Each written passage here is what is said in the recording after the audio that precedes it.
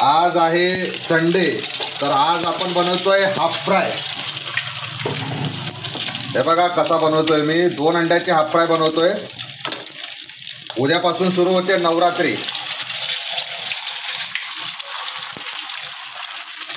त्याच्यामध्ये टाकलं मीठ, हे टाकलं ब्लॅक पेपर मस्त असं, आणि हे टाकला थोडासा मसाला. तर या मंडळी हाफ फ्राय खायला